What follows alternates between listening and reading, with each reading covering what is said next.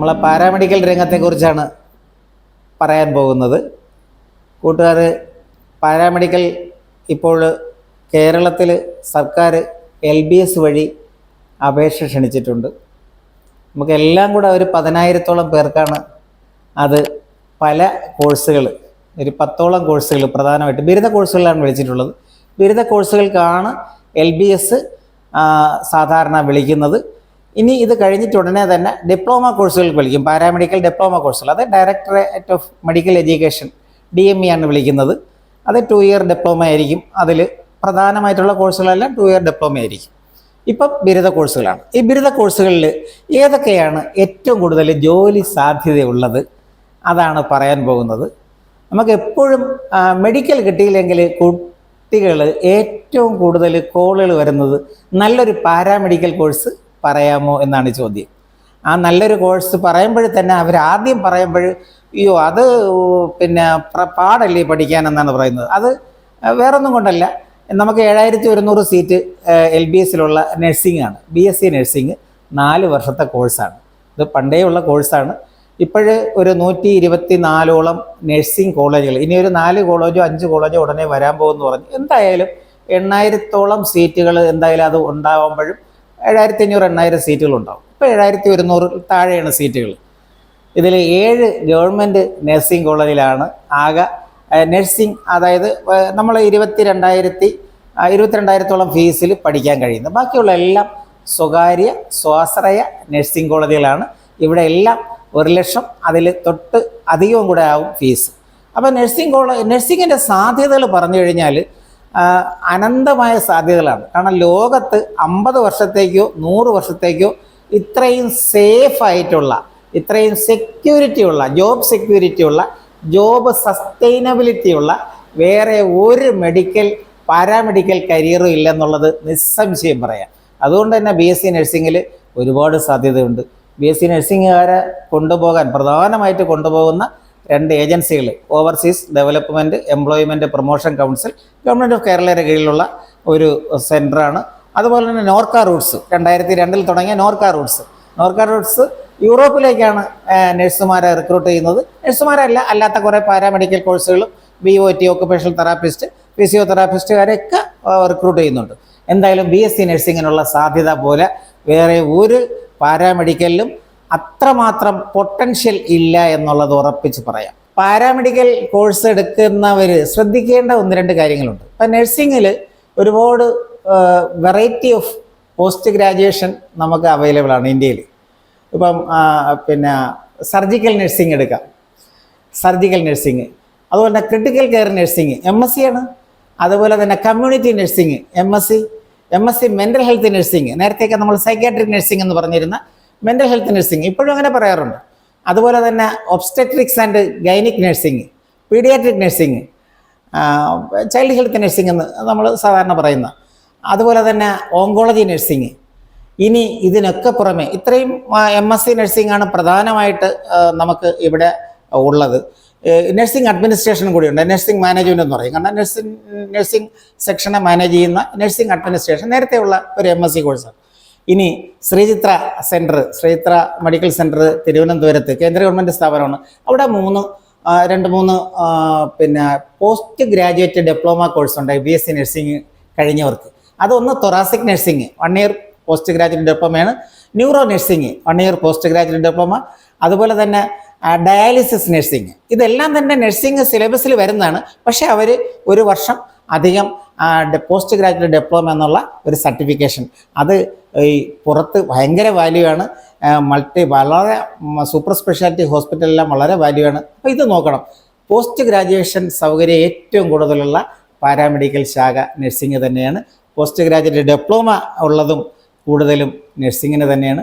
വിദേശത്ത് മാത്രമല്ല, GCC കൺട്രീസിൽ, യൂറോപ്പിൽ, ഓസ്ട്രേലിയ, ന്യൂസിലൻഡ് എല്ലാ സ്ഥലത്തും പോയി കഴിഞ്ഞാലും ഒരു എക്സ്പീരിയൻസിൻ്റെ നഴ്സിനെ സംബന്ധിച്ചോളം പ്രതിമാസം 5 ലക്ഷത്തിൽ കൂടുതൽ ശമ്പളം യൂറോപ്പിലും ഓസ്ട്രേലിയയിലും ന്യൂസിലാൻഡ് തുടങ്ങിയ സ്കാൻഡിനേവിയൻ രാജ്യങ്ങളിലെല്ലാം തന്നെ ഉണ്ട് എന്നുള്ളത് ഇതിൻ്റെ ജോബ് പൊട്ടൻഷ്യൽ ഉറപ്പാക്കുന്നതാണ്. രണ്ടാമതുള്ള ഒരു പ്രധാനപ്പെട്ട പാരാമെഡിക്കൽ കോഴ്സ് LBS വിളിച്ച ലിസ്റ്റിൽ നിന്ന് പറയുകയാണ് BSc മെഡിക്കൽ ലബോറട്ടറി ടെക്നോളജി എന്നുള്ള BSc MLT എന്ന് നമ്മൾ പറയുന്ന ഒരു കോഴ്സാണ്. ഇത് കുറേ സ്ഥാപനത്തിലുണ്ട്. തീർച്ചയായിട്ടും അത് ഗവൺമെൻറ് സ്ഥാപനത്തിലും അതുപോലെ തന്നെ സ്വകാര്യ ഹോസ്പിറ്റലും കൂടെ ഉള്ള സ്ഥാപനത്തിലാണ് സാധാരണ മെഡിക്കൽ ലാബ് ടെക്നോളജി കൊടുക്കുന്നത്. ഇതും ഒരു ജോബ് പൊട്ടൻഷ്യലുള്ള ഒരു മേഖല തന്നെയാണ്. MSc മെഡിക്കൽ ലാബ് ടെക്നോളജി വളരെ കുറച്ച് സ്ഥലത്ത് മാത്രമേ നടത്തുന്നുള്ളൂ, വളരെ കുറച്ച്. പക്ഷേ ഇവർക്ക് വേണമെങ്കിൽ നമുക്ക് തിരിഞ്ഞു പോകാം. ഇപ്പം പിന്നെ മൈക്രോബയോളജിയിലോട്ടോ അല്ലെങ്കിൽ പിന്നീട് ജീനോമിക്സ് എന്നുള്ള ജെനറ്റിക് സയൻസിലോട്ടോ DNA സയൻസിലോട്ടോ ഒക്കെ ശ്രമിച്ചു കഴിഞ്ഞാൽ ഇവർക്ക് പോകാൻ കഴിയും. മിക്കവാറും ഇതൊരു പ്രൊഫഷണൽ ബിരുദ കോഴ്സാണ്, പാരാമെഡിക്കൽ ബിരുദ കോഴ്സാണ്. ജോലി ഇവിടെ നമ്മുടെ നാട്ടിലും പുറത്തും ധാരാളം കിട്ടും. ഇതിൽ ബയോകെമിസ്ട്രി വരും, മൈക്രോബയോളജി വരും, മെഡിക്കൽ പതോളജി വരും, അതുപോലെ തന്നെ ബ്ലഡ് കൾച്ചറലൈസേഷൻ വരും. ഇങ്ങനെ കുറേ കാര്യങ്ങൾ പലതും ഇപ്പം AI റിലേറ്റഡ് ആയതുകൊണ്ട് തന്നെ പല സ്ഥലത്തും നേരത്തെ 20 പേരിരുന്ന മെഡിക്കൽ ലാബിലെല്ലാം തന്നെ ഇപ്പോഴും 6 പേര് 7 പേരൊക്കെ മതി. നമ്മളെ ബാങ്കിങ് ശാഖയിലുള്ള AIയുടെയും പുതിയ സോഫിസ്റ്റിക്കേറ്റഡ് ആയിട്ടുള്ള യന്ത്രങ്ങളുടെ കടന്നുകയറ്റം ഈ മെഡിക്കൽ മെഡിക്കൽ ലാബ് ടെക്നോളജിയും ബാധിച്ചു എന്ന് പറയാതിരിക്കാൻ പറ്റത്തില്ല. പക്ഷേ അതനുസരിച്ച് തന്നെ ഒരുപാട് സാധ്യതകൾ തീർച്ചയായിട്ടും ഉണ്ട്, പുറത്തോട്ടും ഉണ്ട്. കാരണം ആരോഗ്യരംഗത്ത് നമുക്ക് ഒഴിച്ചുകൂടാൻ പറ്റാത്ത ഒരു മേഖലയാണ് മെഡിക്കൽ ലാബ് ടെക്നോളജി പഠിച്ചവർ. തീർച്ചയായിട്ടും അവർക്കുണ്ട്. അപ്പം അവർക്ക് ഒരുപാട് ബിരുദാനന്തര ബിരുദമൊക്കെ തിരക്കിക്കഴിഞ്ഞാൽ അവർക്ക് വേണമെങ്കിൽ പോകാം. പക്ഷേ ഇതെടുക്കുന്നത് മിക്കവാറും ഇതിലൊരു പ്രൊഫഷന് വേണ്ടിയായിരിക്കും. തീർച്ചയായിട്ടും ഇന്ത്യയിലും വിദേശത്തും ജോലി കിട്ടും എന്നുള്ളത് ഉറപ്പാണ്. ഇതിൽ ഈ സർക്കാരിൻ്റെ പാരാമെഡിക്കൽ കോഴ്സുകളുടെ ലിസ്റ്റിലെ മറ്റൊരു പ്രധാനപ്പെട്ട 4 വർഷത്തെ ബിരുദ കോഴ്സാണ് BSc ഒപ്റ്റോമെട്രി. ഒപ്റ്റോമെട്രി എന്ന് പറഞ്ഞാൽ നമ്മൾ ഒപ്താമിക് സയൻസ് തന്നെയാണ്. സർജറി ഒഴിച്ച് ബാക്കിയുള്ള എല്ലാ കാര്യങ്ങളും പഠിക്കുന്ന ഒരു നേത്രശാസ്ത്ര ശാഖയാണ്, മെഡിക്കൽ ശാസ്ത്ര ശാഖയാണ് ഒപ്റ്റോമെട്രി. കോണ്ടാക്ട് ലെൻസ് വയ്ക്കുക, കണ്ണിൻ്റെ മറ്റ് കാര്യങ്ങളുണ്ടല്ലോ, അത് ഡയഗ്നോസ് ചെയ്യുക. ഒപ്താൽമോളജിസ്റ്റിന് അല്ലെങ്കിൽ ഈ നേത്ര ഡോക്ടർമാർക്ക് വേണ്ട സഹായം ചെയ്തു കൊടുക്കുക, സർജറി സമയത്ത് വേണ്ട സഹായം ചെയ്തു കൊടുക്കുക തുടങ്ങിയ മേഖലകളാണ് ഇവർക്കുള്ളത്. കോണ്ടാക്ട് ലെൻസ് ഫാക്ടറിയിലും ഇവർക്ക് ജോലി കിട്ടാറുണ്ട്.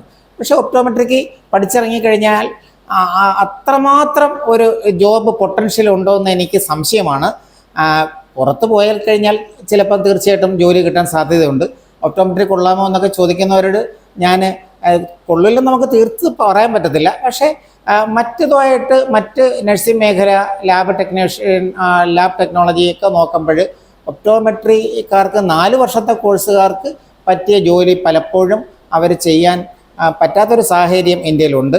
കാരണം മിക്കവാറും ഈ കണ്ണട കടകൾ, കോണ്ടാക്ട് ലെൻസ് ലാബിലെല്ലാം തന്നെ 2 വർഷത്തെ ഒപ്താൽമിക് അസിസ്റ്റൻ്റ് എന്നുള്ള ഒരു ഡിപ്ലോമ കോഴ്സുകാരെയാണ് അവർ പ്രിഫർ ചെയ്യുന്നത്. ഒപ്റ്റോമെട്രിസ്റ്റുകാർക്കും ജോലി കിട്ടാൻ സാധ്യതയുണ്ട്. ഈ ഒപ്റ്റോമെട്രിയൊക്കെ പഠിക്കുമ്പോൾ നേരത്തെ പറഞ്ഞ പോലെ ഒപ്റ്റോമെട്രി പഠിച്ചിട്ട് പിന്നെ അതിൻ്റെ PG പോസ്റ്റ് ഗ്രാജുവേഷനും തിരക്കി നടക്കുന്ന ഒരവസ്ഥ വന്നുകൂടാ. കാരണം വളരെ കുറച്ച് സ്ഥലത്ത് മാത്രമാണ് അതിൻ്റെ പോസ്റ്റ് ഗ്രാജുവേഷൻ. അതിൽ ഫാക്കൽറ്റി ആകാൻ ഉദ്ദേശിക്കുന്നവർ മാത്രം അങ്ങനെ പോയാൽ മതി. വളരെ കുറച്ച് സ്ഥാപനങ്ങളേ ഉള്ളൂ. അപ്പം ഇനിയുള്ളത് ശ്രദ്ധിച്ചെടുക്കുക എന്നുള്ളതാണ് അതിൻ്റെ. ഇനിയുള്ളത് 2-3 വളരെയധികം സീറ്റില്ലാത്ത പെർഫ്യൂഷൻ ടെക്നോളജി, ഡയാലിസിസ് ടെക്നോളജി, അതുപോലെ തന്നെ BCVT bachelor of cardio vascular technology. ഇതിൽ നമ്മൾ ഈ ലിസ്റ്റിൽ നോക്കിക്കഴിഞ്ഞാൽ, അതായത് LBSൻ്റെ ബ്രോഷറിൽ നോക്കിയാൽ ഒരു കാര്യം വ്യക്തമാവും, വളരെ സീറ്റ് കുറവാണ്. ഇതിൽ സീറ്റ് കുറവതിൻ്റെ അർത്ഥം ഇത് ഇറങ്ങുന്നവർക്ക് സാധ്യതകളും അത്രമാത്രം പരിമിതമാണ്. അപ്പോൾ പെർഫ്യൂഷൻ ടെക്നോളജി എന്ന പേര് കേട്ട്, BCVT എന്നുള്ള പേര് കേട്ട് സർക്കാരിൽ കിട്ടിയില്ലെങ്കിൽ പോയി മറ്റ് സംസ്ഥാനത്ത് പോയി 3 വർഷത്തെയും 3.5 വർഷത്തെയും ബിരുദ കോഴ്സുകൾ വലിയ പൈസ കൊടുത്ത് എടുത്തുകൊണ്ട് ഇവിടെ വന്നു കഴിഞ്ഞാൽ ചിലപ്പം അത് അംഗീകാരം ഉണ്ടാകാൻ സാധ്യതയില്ല. അത് നോക്കണം. കാരണം ഇവിടെ 3 വർഷത്തെ കോഴ്സും 1 വർഷത്തെ ഇൻറ്റേൺഷിപ്പുമാണ് ഈ കോഴ്സുകൾക്ക്. പെർഫ്യൂഷൻ ആവട്ടെ, BCVT ആവട്ടെ, അതുപോലെ തന്നെ ഡയാലിസിസ് ടെക്നോളജി ആവട്ടെ, ഇവിടെ 4 വർഷത്തെ കോഴ്സാണെന്നുള്ളത് നമ്മുടെ വിദ്യാർത്ഥികൾ പ്രത്യേകം ശ്രദ്ധിക്കണം. ഇത് കേരളത്തിൽ ഒരു കൃത്യമായിട്ട് സർക്കാർ നിർദ്ദേശം നൽകിയിട്ടുണ്ട്. നിങ്ങളിവിടെ കിട്ടിയില്ലെങ്കിൽ ഒരുപാട് പേർക്ക് അബദ്ധം പറ്റുന്നുണ്ട്. പുറത്ത് പോയി അന്യ സംസ്ഥാനത്ത് പോയി 3 വർഷം 4 വർഷം എന്നൊക്കെ പറയും, ചിലപ്പോൾ 3 വർഷമാകുമ്പോൾ കോഴ്സ് തീരും. ഒരിക്കലും അതിന് അംഗീകാരം ഉണ്ടാകത്തില്ല. നിങ്ങൾക്ക് വിദേശത്ത് പോകാനും ചിലപ്പം കഴിഞ്ഞെന്ന് വരത്തില്ല ഈ കോഴ്സുമായിട്ട്. അപ്പോൾ വളരെ ശ്രദ്ധിക്കുക.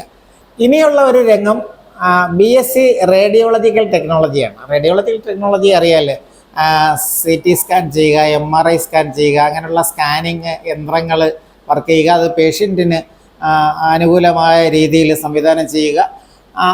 അതിൻ്റെ റിസൾട്ട് കിട്ടുന്ന ഒരു എക്സ്റേ ടെക്നീഷ്യൻ മുതൽ ബാക്കിയുള്ള സ്കാനിങ് മൊത്തവും ഇവരെ കീഴിലാണ് നടക്കുന്നത്. അങ്ങനെ റേഡിയോളജിക്കൽ ടെക്നോളജി വേണമെങ്കിൽ പഠിക്കാം. കുറച്ച് സീറ്റേ ഉള്ളൂ, തീർച്ചയായിട്ടും വളരെ കുറച്ച് പരിമിതമായ സ്ഥലത്താണ് അത് അനുവാദം കൊടുത്തിട്ടുള്ളത്, സർക്കാർ അംഗീകാരം കൊടുത്തിട്ടുള്ളത്.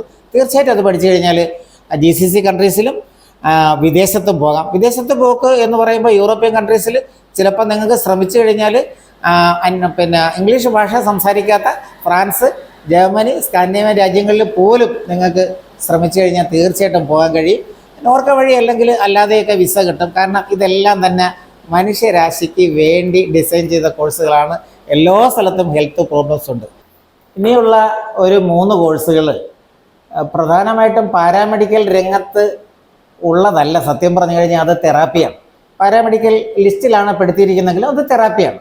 അത് സ്പീച്ച് തെറാപ്പി എന്ന് നമ്മൾ സാധാരണ അറിയപ്പെടുന്ന BASLP എന്നുള്ളതാണ്, bachelor of speech language pathology. ഇത് 4 വർഷത്തെ കോഴ്സാണ്. ഇൻറ്റേൺഷിപ്പ് ഉൾപ്പെടെ 4 വർഷത്തെ കോഴ്സാണ്. അതുപോലെ തന്നെ BOT, ഈ അടുത്ത കാലത്താണ് നമ്മൾ BOTയെ കുറിച്ച് കേട്ടു തുടങ്ങിയത്. Bachelor of occupational therapy. അതായത് ഈ സെറിബ്രൽ പ്രശ്നങ്ങൾ, അതുപോലെ തന്നെ ന്യൂറോ പ്രശ്നങ്ങൾ, അതുപോലെ തന്നെ അങ്ങനെയുള്ള നാഡികൾ സംബന്ധമായിട്ടുള്ള ചില പ്രശ്നങ്ങളുള്ളവർക്ക് അവരെ എക്വിപ്പ് ചെയ്യുക, അവർക്ക് പറ്റിയ തെറാപ്പി കൊടുക്കുക എന്നുള്ളതാണ് ഉദ്ദേശിക്കുന്നത്. ബാച്ചിലർ ഓഫ് ഒക്കുപ്പേഷണൽ തെറാപ്പി അവരെ നേരത്തെയുള്ള ജോലി ചെയ്യുന്ന രീതിയിൽ എത്തിക്കുക.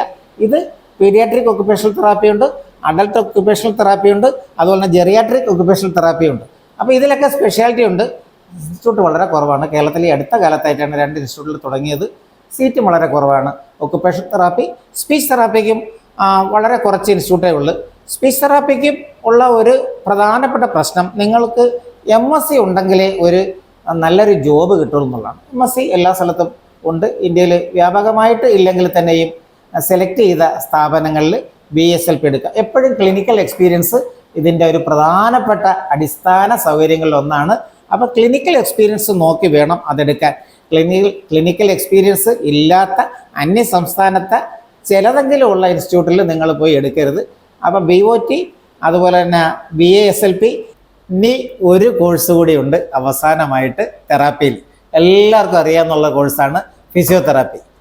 ബാച്ചിലർ ഓഫ് ഫിസിയോതെറാപ്പി, BPT എന്ന് പറയുന്നത് ഒരു കോഴ്സ് എല്ലാവർക്കും അറിയാം. ഒരുപാട് സ്ഥലങ്ങളിലുണ്ട്, ഒരുപാട് ഇൻസ്റ്റിറ്റ്യൂട്ടിൽ BPT ഉണ്ട്. BPTയുടെ വിജയ ശതമാനത്തെക്കുറിച്ചൊന്നും ഞാൻ പറയുന്നില്ല. BPT പഠിച്ചു കഴിഞ്ഞാലും നിങ്ങൾക്ക് നല്ലൊരു ഫിസിയോതെറാപ്പിസ്റ്റ് ആകാം. മിക്കവാറും ഓർത്തോ സർജന്മാർ റെക്കമെൻഡ് ചെയ്യുന്നതനുസരിച്ചാണ് ഫിസിയോതെറാപ്പിസ്റ്റിന് കേസ് കിട്ടുന്നതെന്നുള്ളതൊരു സത്യമാണ്. പക്ഷേ നിങ്ങൾക്ക് പുറത്തു പോകാം. ചില സ്ഥലത്ത് വനിതകൾക്ക് മാത്രം പ്രിഫറൻസ് കിട്ടുന്ന ചില ആശുപത്രികളുണ്ട്. വനിതകൾക്ക് വേണ്ടിയുള്ള ഫിസിയോതെറാപ്പിസ്റ്റ് വനിതകൾ തന്നെ ആയിരിക്കണമെന്ന് നിർബന്ധമൊന്നുമില്ല. പക്ഷേ ചില സ്ഥലത്ത് അവരെ പ്രിഫർ ചെയ്യുന്നുണ്ട്. വിദേശത്ത് പോകുന്നുണ്ട്. നോർക്ക വഴി നിങ്ങൾക്ക് യൂറോപ്യൻ രാജ്യങ്ങളിൽ പോകാം. ഉടപ്പക്ക് വഴിയും പോകാമെന്നാണ് എനിക്ക് തോന്നുന്നത്. എനിക്ക് അങ്ങനെ വിളിച്ചതായിട്ടുള്ള അറിവില്ല, അത് അന്വേഷിക്കാവുന്നതാണ്.